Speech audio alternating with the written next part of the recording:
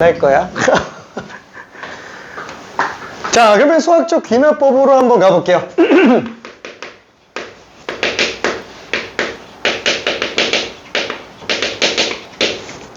자, 수학적 귀납법으로 들어간다면 얘는 내용이 두 가지가 존재하기는 합니다. 일단 첫 번째는 뭐냐면은 수열이라는 거를 귀납적으로 정의하는 거. 귀납적으로 정의한다. 정의한다라는 건 그냥 약속한다, 표현한다, 그냥 이렇게 생각해 주면 됩니다. 자, 그 다음에 두 번째는 정말 증명으로서의 수학적 귀납법이야. 증명으로서의 수학적 귀납법. 얘는 수능에서 멸종된 지 지금 10년이 넘었어요. 멸종 위기 상태도 아니고요. 그냥 멸종했어요, 얘는. 공룡급이에요, 공룡급. 안 나와요, 수능에서는. 안 나옵니다. 자, 근데 내신은, 여전히 서술형으로 나올 가능성이 조금 있어요. 그래서, 얘는 일단은 참고만 좀 해주면 좋고요. 그 다음에 얘가 지금 현재 어떠냐? 불과 3년 전까지만 해도 그냥 대수 최고 난이도 거의 확정이었어요. 확정. 그랬는데 불과 2년 전부터 급격하게 중요도가 떨어지기 시작하더니 지금은 멸종 위기 상태예요. 멸종 위기 상태. 완전 레서판다 돼 있어요. 저 용인 에버랜드에 한 2마리 남았어요. 한 2마리. 보고 관심 받고 있습니다. 참고로 작년 수능 같은 경우에도 얘가 단답형 제일 쉬운 문제로 나왔어요. 딱 한 문제. 한마디로 올해 수능은 나올 가능성 자체가 반반이고요. 그 다음에 나온다고 하더라도 고난이도로 못 나오는 상태가 됐습니다. 그게 학교 선생님들도 알기 때문에 분명히 내신에서도 주요도가 좀 많이 낮아진 상태가 돼버려요. 두 개밖에 없는데 얘는 멸종 위기 상태. 무슨 뜻일까요? 이 단원 자체가 지금 거의 빠져가고 있는 상태라고 생각해 주면 됩니다. 자, 그러면 아예 안 하고 넘어가기엔 좀 그래요. 왜냐면 내신에서 그래도 나오기 때문에 내용 자체는 좀 알고 있어야 돼요. 자, 그래서 여기서 공통으로 쓰이고 있는 단어 뭐가 있어요? 귀납이라는 단어가 있잖아요. 그 귀납이라는 단어가 뭔지 한 번만 생각해 볼게요. 자, 우리가 추론 보면 무슨 뭐 연역적 추론이 있고 귀납적 추론이 있고 막 그렇잖아요. 근데 연역적 추론은 약간 좀 논리적으로 단계적으로 막 3단 논법처럼 진행되는 게 연역적 추론이죠. 귀납적 추론 같은 경우는 사실상 뭐라 그래야 되지? 100만 개를 조사해 봤더니 안 되는 게 하나도 없네. 그러니까 되는 거 아니야? 라고 가는 거. 그러니까 증명은 안 됐지만 되니까 쓰는. 그게 원래 귀납적 추론이에요. 근데 여기에서 얘기하는 귀납법은 사실상 연역적 추론에 조금 더 가깝습니다. 연역적 추론에 가까워요. 그래서 논리적으로 확실하게 증명이 다 됩니다. 논리적으로. 자, 그래서 이 귀납을 두 개로 좀 쪼개봐요. 쪼개면은 첫 번째가 처음, 그 다음에 두 번째가 전후 관계예요. 처음과 전후 관계, 이렇게 두 개로 나눠볼 수 있어요. 그래서 대부분의 개념 설명을 할 때 뭐 교과서도 그렇고 문제집들도 그렇고 많이 예시를 드는 게 뭐냐면은 도미노라고 생각을 하면 됩니다. 뭐 피자 말고 도미노. 자, 왜 도미노라고 볼 수 있냐면 도미노가 우리 세울 때 어때요? 뭔가를 세울 때 앞에 게 넘어가면 뒤에 게 넘어가게 세우죠. 계속 그렇게 세우는 거야. 그렇게 전후 관계를 설정을 해놔요. 앞에 게 성립하면 뒤에 게 성립하게 전후 관계를 세워 놓습니다. 자, 그래 놓고 앞에 거 하나만 띡 넘겨요. 그러면 우리는 안 봐도 다 넘어갈 거다라는 확신이 들어요. 요거예요. 이게 귀납의 핵심입니다. 이게 귀납의 핵심. 자, 그래서 이 수열 같은 경우에도 이거를 두 가지로 나타내요. 도미노처럼 나타내요. 뭐냐면 첫 번째 초항을 줍니다. 초항을 줘요. 그 다음에 두 번째는 이웃하는 항들 간의 관계요.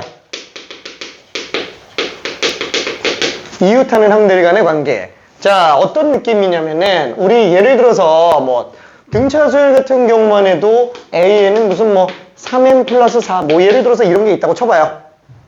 그러면은 이거를 굳이 귀납적으로 써보겠다 라고 한다면 초항은 7, 그죠? 첫 번째 항을 줍니다. 그 다음에 이웃하는 항들 사이 관계. 아, 다음 항은 이전 항보다 3이 더 커. 이렇게 표현한 거야. 이렇게 표현하면은 수열을 귀납적으로 정의한 거고, 이렇게 표현하면 그냥 일반항을 그냥 줘버린 거고. 어떤 느낌인지 이해되죠? 뭐야, 그럼 이렇게 쓰면 더 편한데 왜 이렇게 쓰는 거야? 등차 수열이니까 얘는 지금 일반항 구하기가 쉽잖아요. 일반항 구하기가 굉장히 힘든 애가 있어요. 관계 세팅은 쉬운데 일반항 구하기가 되게 힘든 거. 예를 들어서 뭐가 있냐? 들어본 적은 아마 있을 거예요. an 플러스 2는 an 플러스 1 플러스 an. 막 이런 것들. 그러니까 1항은 무슨 뭐 1, 2항은 무슨 뭐 2 이렇게 돼 있어요. 3항은 모든 n에서 다 정립합니다. n에다가 1 주면 a3는 a1 플러스 a2예요. 괜찮죠? 얘는 3.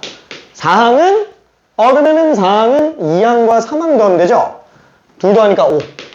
그럼 5항은 둘 더하면 8. 그럼 6항은 뭐 둘 더하면 13. 뭐야, 다 구할 수 있잖아. 괜찮죠? 그러니까 1, 2항 줘놓고 관계식을 준 거예요.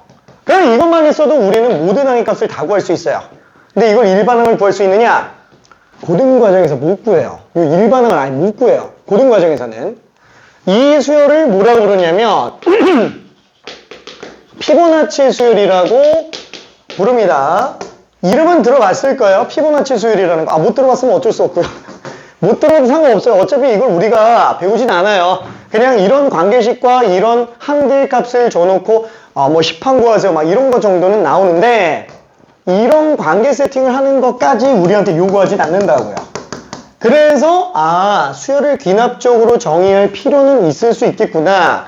상황에 놓고 봤을 때 이런 것들을 우리가 설정하는 것까지 문제가 나오는 경우도 가끔씩 있고요. 그 다음에 관계 설정 자체는 쉬운 애들이 꽤 있기 때문에 그래요.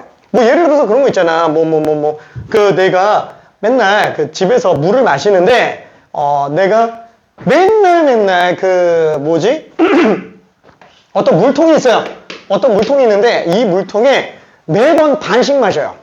맨날 절반을 마셔요. 정확하게 딱 절반 마셔요. 근데 엄마가 다음날 오면은 딱 300ml만 채워줘요. 그럼 다음날도 또 반을 마셔요. 엄마가 와서 또 300ml 채워줘요. 그럼 또 내가 반을 마셔요. 그럼 다음날 엄마가 와서 또 300ml 채워줘요. 이게 약간 좀 잔인한가?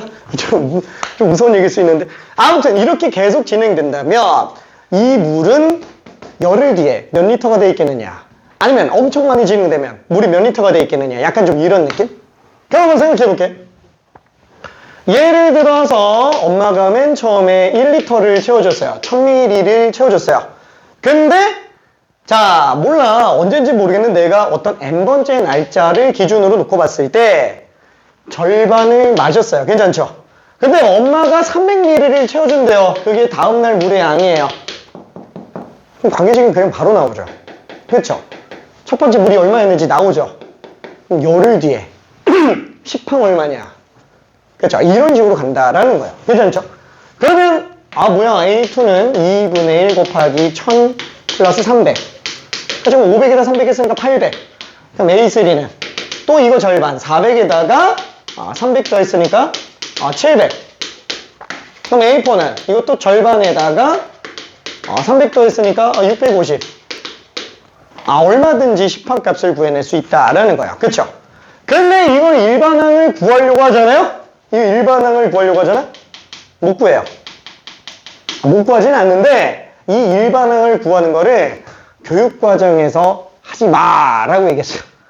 10년 전에 교육과정에서 얘기했잖아요. 교육과정은 얘기하는 게 진짜 얼마 없어요. 하지 말라고 하는 게 거의 없어요. 하지 말라고 하는 게. 근데 수열 통틀어서 유일하게 하지 말라고 한 게 딱 두 개예요. 그 중에 하나가 얘예요. 이 수열의 귀납적 정의, 이웃하는 항들 사이 관계가 나와 있을 때 거기서 일반항 구하게 하지 마세요. 이렇게 돼 있습니다. 그래서 일반항을 우리는 안 구해요. 그럼 어떻게 한다? 다 때려받고 그냥 계산하는 거야.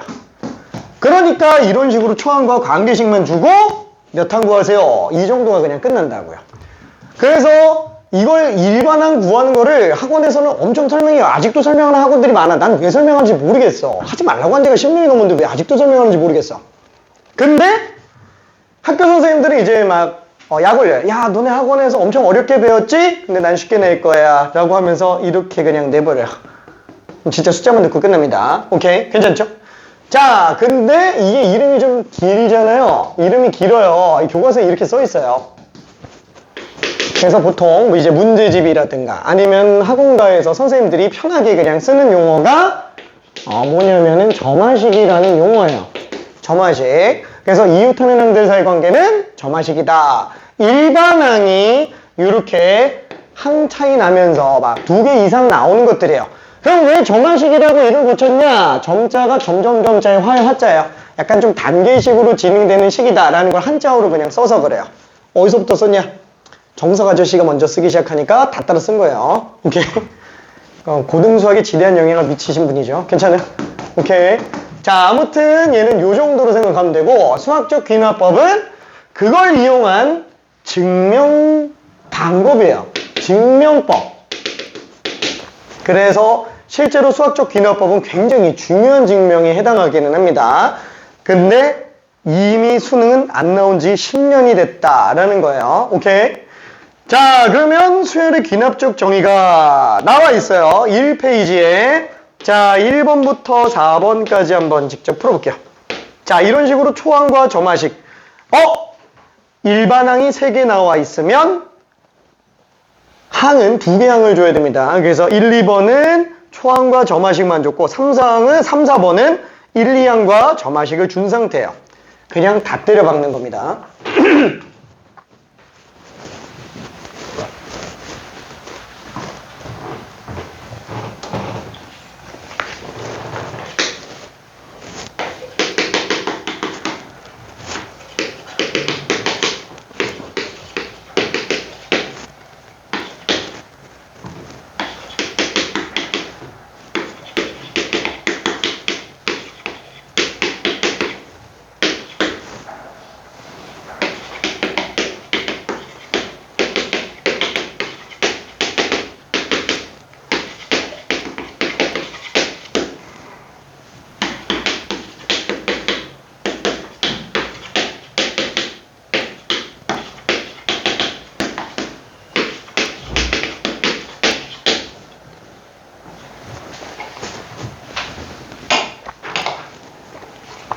그래서 어찌 보면은 요 단원이 되게 편해요.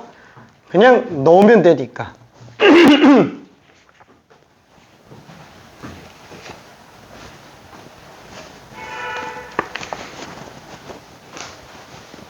오항을 구해주면 됩니다.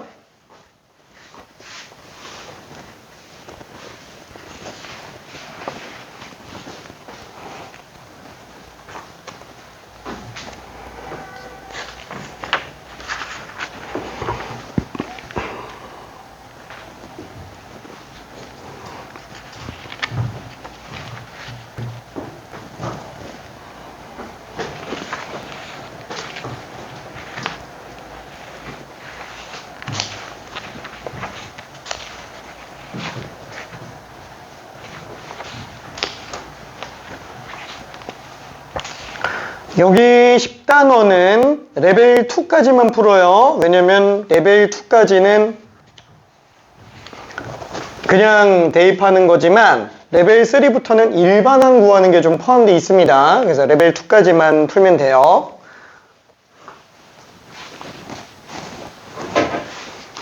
자, 그래서 시간 관계상 하나씩 좀 넣어서 가볼게요. 풀고 있는 친구는 그대로 풀어도 상관없어요. 자, A2는 그럼 어떻게 돼요? 2 곱하기 A1 플러스 A1이 마이너스 1이니까 마이 플러스 1, 마일이 되겠죠? A3는 2 곱하기 A2 플러스 2 마이 플러스 2니까 빵 되겠네요. 그쵸? 괜찮아요? A2가 마이너스 1이니까 A4는 2A3 플러스 3 그쵸? 여기 n에다가 3 집어넣어야 되니까 그러면은 A3는 0이니까 3으로 나오고요. A5는 2A4 플러스 4. 3이 6에다가 4 됐으니까 그냥 10으로 나오게 되겠네요. 그쵸? 노가다. 자, 그러면 A2는 A1분의 1 플러스 1. A1이 지금 1이죠. 1분의 1 플러스 1이니까 2가 되겠고 A3는 A2분의 1 플러스 1. 2분의 1 더하기 1이니까 2분의 3이 되겠고 A4는 A3분의 1 플러스 2분의 3분의 2에다가 1 더했으니까 3분의 5가 되겠고, A5는 A4분의 1 더하기 5분의 3에다가 1 더했으니까 5분의 8로 나온다. 그냥 이렇게 될 거예요. 자, 그러면은 얘는 n에다가 1 집어넣으면 A3는 A2 플러스 A1. 아까 얘기한 피보나치 수열입니다. 이게. 자, 그럼 얘는 지금 5랑 2를 집어넣으니까 7 나오겠죠? 그럼 A4는 A3 플러스 A2니까 3항에다 2항 더하는구나. 3항이 7이고 2항이 지금 5네요. 12.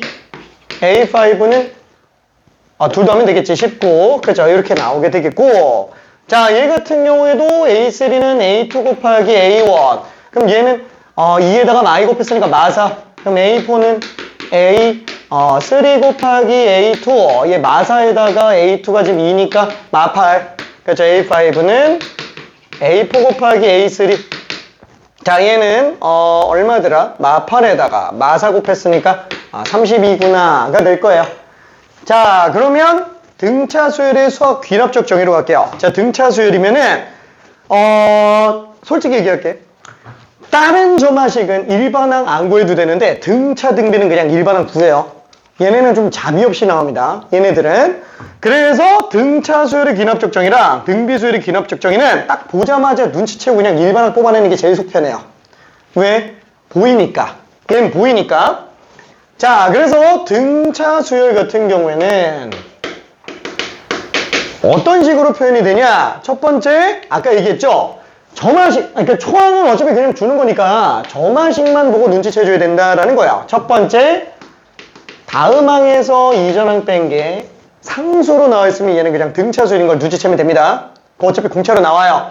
그 다음에 또 하나는 가운데 항의 2배가 앞과 뒤에 합으로 나왔다. 그쵸? 이렇게 나왔다. 그럼 얘를 보고도 등차 수열인 걸 눈치채줘야 된다고요. 이 등차 중앙 형태로 나와 있죠? 괜찮죠?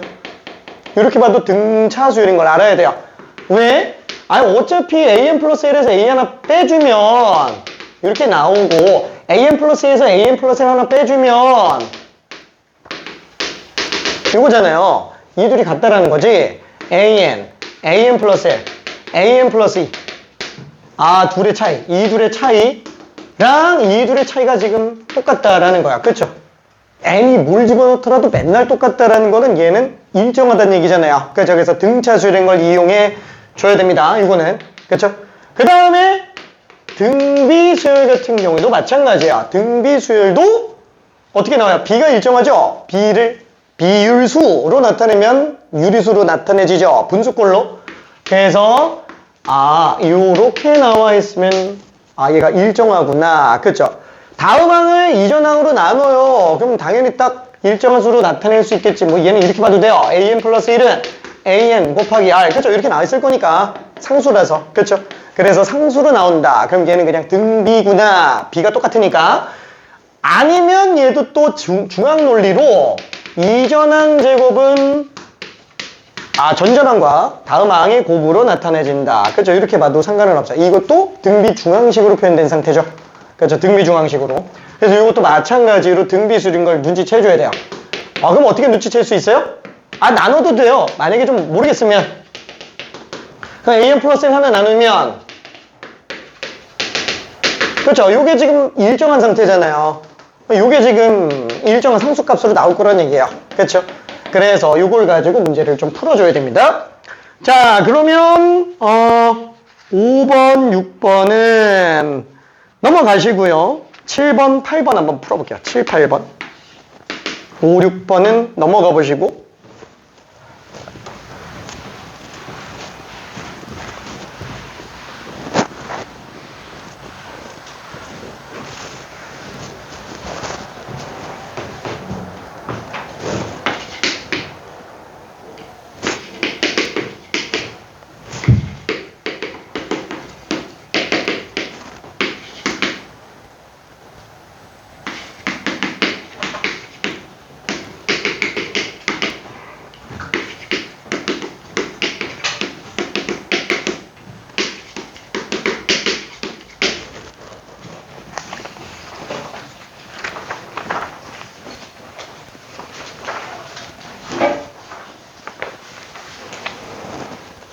자, 점화식을 보고 등차인지 등비인지 눈치가 채집니다.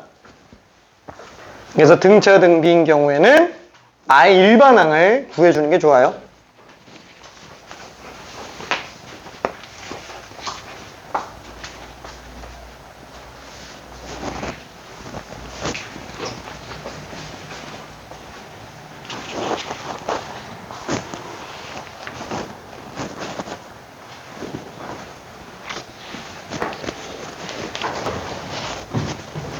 자, 7번을 딱 보는 순간 어때요? 초항은 2죠. 공차도 2가 되네. 그쵸? 아, 그러면 일반항은 어떻게 쓴다? 초항 플러스 n-1배 공차로 써도 되지만 그렇게 보는 건 너무 초심자니까 1차 함수처럼 공차가 기울기겠지. 그래서 일단 2n 먼저 써주고 뒤에 상수항만 나중에 붙이자. 그러면 1 집어넣었을 때 2가 나오게 하려면 상수가 얼마야 되겠느냐? 아, 0 나오면 되겠네. 그쵸? 그래서 a는 그냥 2n이다 라고 써주면 됩니다. 오케이? 자, 그러면 8번은 이렇게 나와 있지만 뭐야, 등차수열이잖아. 그죠? 얘를 보고 등차수열인 걸 눈치채야 된다고요. 그러면 1항, 2항 다 나왔죠? 공차는 얼만 걸 알 수 있어요? 마사인 걸 알 수 있네. 그쵸? 공차가 마사. 그래서 우리는 AN이 마이너스 4N인 걸 알 수 있고, 그죠? 마이너스 4N, 1차 계속과 공차. 그 다음에 1 집어넣어서 3 나오려면 상수항이 얼마로 나와야 되냐? 7이면 되겠네. 그쵸? 괜찮아요? 그래서 마이너스 4N 플러스 7 이렇게 쓸 수 있습니다. 자, 그러면 시간이 부족한 관계로 많이 했으면 좋겠는데 미안 15번 해볼게요. 미안 레벨 2를 째끼고 15번으로 가봅시다. 자, 어떻게 할까? 뭔가 조금 합의 제곱과 곱이 보이죠? 뭘 하고 싶어지지?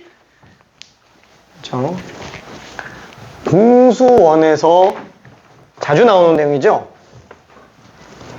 곱셈 공식.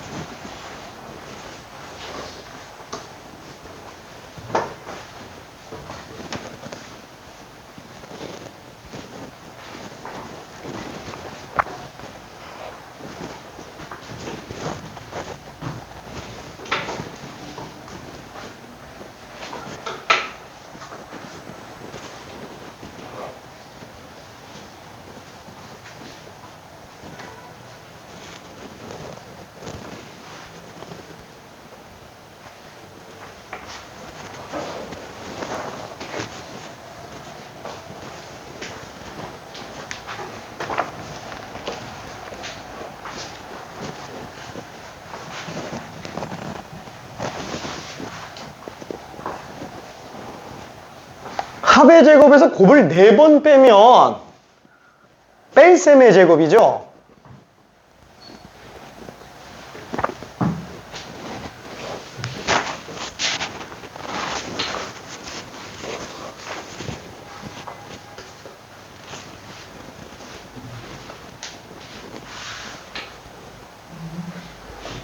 저기 얘 등차 등비는 1부터 집어넣는 문제로 잘 안 나올 가능성이 커요.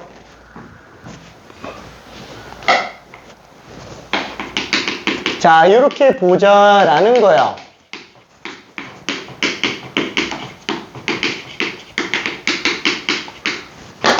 자, x 플러스 y의 제곱 은 x제곱 2xy y제곱 x 마이너스 y의 제곱 x제곱 마이너스 2xy 플러스 y제곱 둘이 얼마 차이 나요?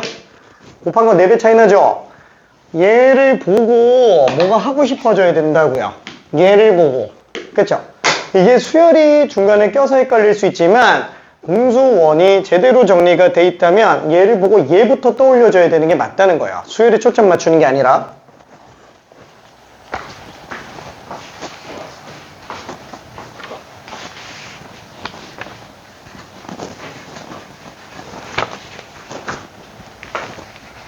자, 그래서 공차가 나옵니다.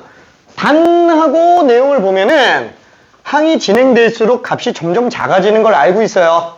그럼 당연히 공차는 양수예요, 음수예요? 당연히 음수입니다. 제곱이 들어가 있어야 돼요. 자, 음수인 걸 알 수 있어요. 초항 나와 있습니다.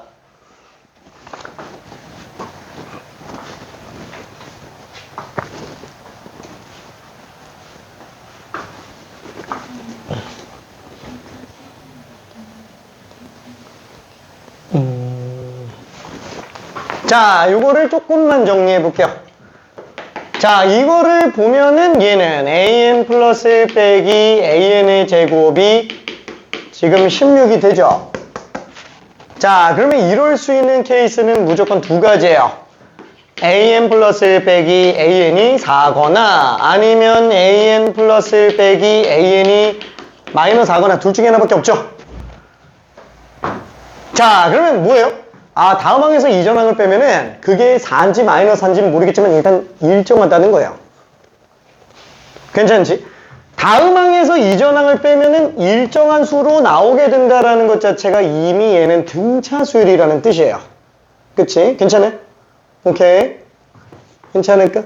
그죠? 자, 근데 단하면서 나온 게 점점 줄고 있어요. 그 말은 얘가 공차가 음수구나. 그쵸? 그래야 초항이 제일 크지. 그쵸? 그래서 이렇게 정리가 되겠네요. 자, 그러면은 두 개 때문에 우리가 일반항은 어떻게 쓸 수 있어요? 마이너스 4가 공차고 초항이 100으로 나오니까 104로 등장을 해줘야 되는구나. 그쵸? 그래서 20항이라고 한다면 마이너스 80 플러스 104. 그래서 답이 24로 나오게 됩니다. 괜찮죠? 자, 그러면 이거 너무 아쉽다. 야, 이게 너무 아쉽다. 그래서 숙제는 저기 그 16번까지로 일단은 생각을 하고요. 자, 지난번에 숙제를